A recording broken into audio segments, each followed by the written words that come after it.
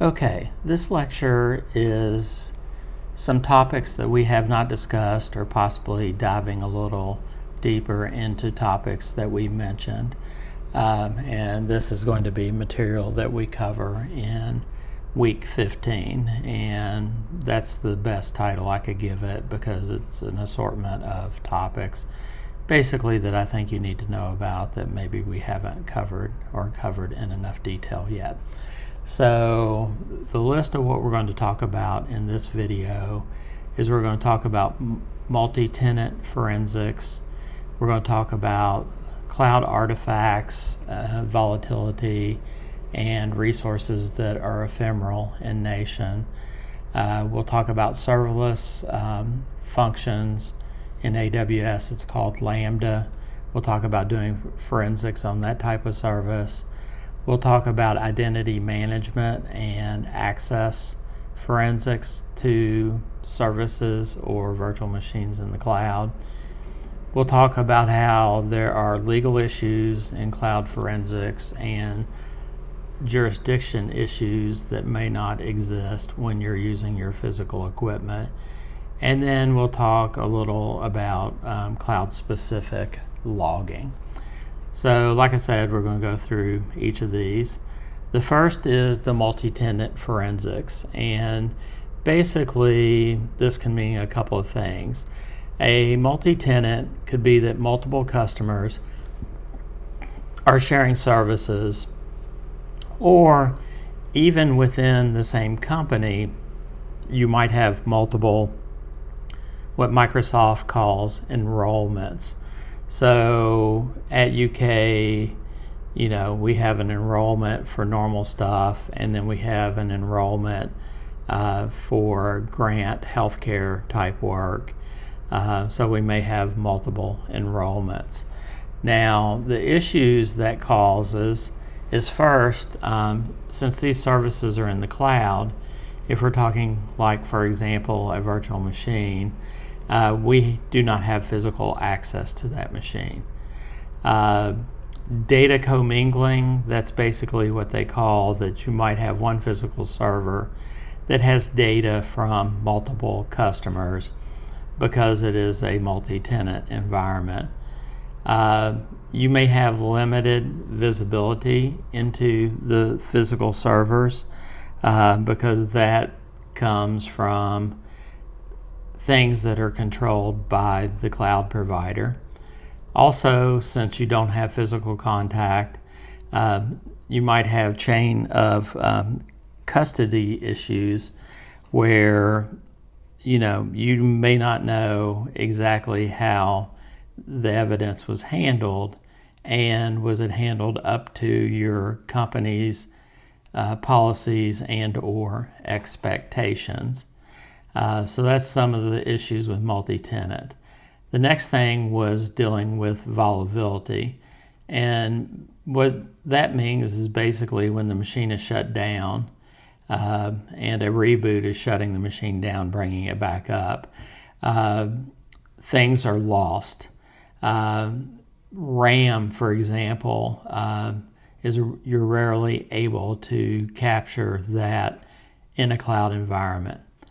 Also, a lot of services use ephemeral disk and or the use of containers.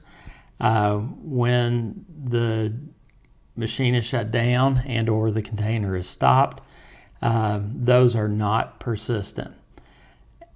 In a cloud environment, you often have log rotation or just outright overwrite the logs. So that can make evidence go away and the possibility to complete a complete timeline not possible. And the services or the evidence that we need to collect for a given attack may appear in multiple locations or spread across various services that the cloud vendor provides. Next, a really cool thing, serverless computing, or sometimes called like Azure Functions in Azure. It's called Lambda in AWS. But these run, and all you really have control to is the code and triggering the code and possibly some limited log information. The issues are the execution is ephemeral. That means once the function terminates, nothing is left of it. Logging, I mentioned a moment ago, is often developer defined. Basically what that means is if you want a certain kind of logging, then it's up to you, if you're the developer, or to tell the developer what information needs to be logged so that you have what you need in a forensic investigation. These just run. For example, I do this in Python. They're just Python code that executes and goes away. You do not have access to the underlying VM, the underlying memory, anything like that. And serverless functions are referred to as high event velocity and short time windows. What that means is, in general, but not necessarily all cases, these execute during a relatively short period of time, and there are a lot of them. There can be hundreds, thousands of these a minute being fired off. And the short time window means you don't really have time probably to notice it, log in, and try to get some information about the serverless computing. And complex event chain, which basically means we connect to an API, for example, which triggers a Lambda function. That Lambda function uses S3, which uses the notification system, which might in turn call another Lambda function. So you have multiple things going on. I actually have an assignment in my Python 1 class when we're doing AWS Academy is I make them write a program where they upload a file of grades that wakes up a Lambda function. It then calculates their grade. Then it uses writes a file to S3, which is where the file was uploaded. It writes the output there. Then it uses part of the notification system to send them an email that has the averaged grades for the student. So, this is something I have them doing in, like I said, my 144 Python 1 class. Another thing we have to deal with is cloud identity and access. That's basically who did what, when did they do it, and how did they do it. There are different issues.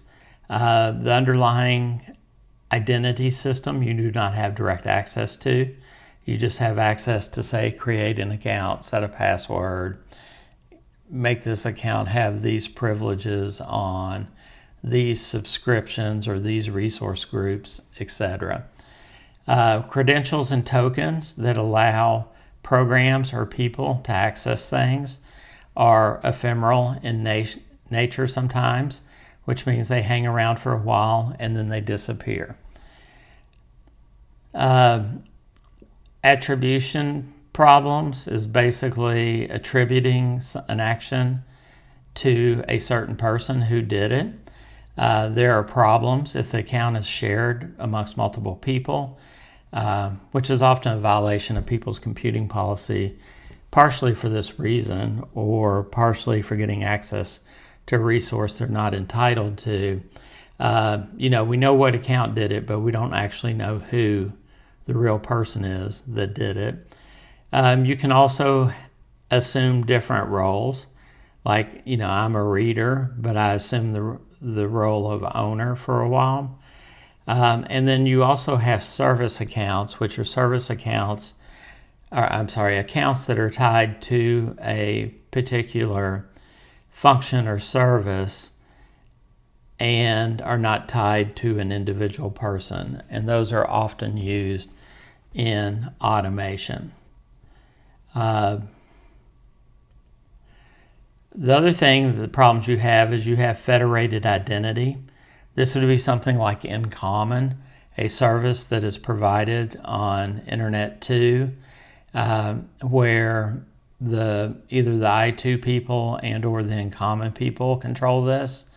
You can have single sign-on, which is where you log in once and your credentials allow you to log into or use other services without logging in. And you might have external providers that are handling that. For example, on AWS Academy, they use Instructure, which is Canvas. So the identity for you to get into AWS Academy is actually controlled by somebody else. There can be legal issues which apply to laws and regulations and geographic boundaries. For example, the United States has some policy on web browsing and how you can track history. California has stricter policies. And then you have a whole nother set, I think it's called GDPR, which relates to if you're in the EU, in Europe, they have different regulations than California and or the United States. So you have to figure out how to match up all those. Even within the United States, some state might have different policies, either more lenient or more strict than Kentucky. So problems related to this would be data location uncertainty. We know it's in the cloud, but is it running in Virginia? Is it running in Iowa? Is it running in Mexico?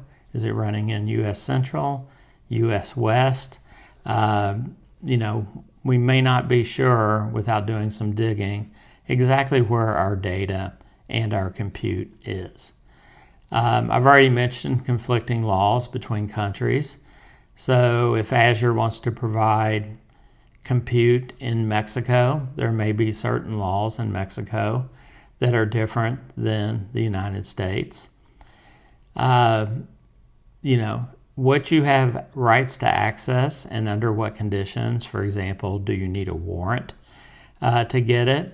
And can you get a warrant in Kentucky that relates to Azure services that are being provided out of US East, which is in Virginia? The cloud service provider has control over all this. And then we also have to watch out for privacy and data ownership issues. And this can cause difficulties getting the jurisdictions to cooperate even or want to talk to you over getting evidence. There are cloud-specific logging ecosystems. By that, I mean each vendor has their own logs and their own format. So, for example, AWS has CloudTrail, CloudWatch, and VPC Flow, which is network.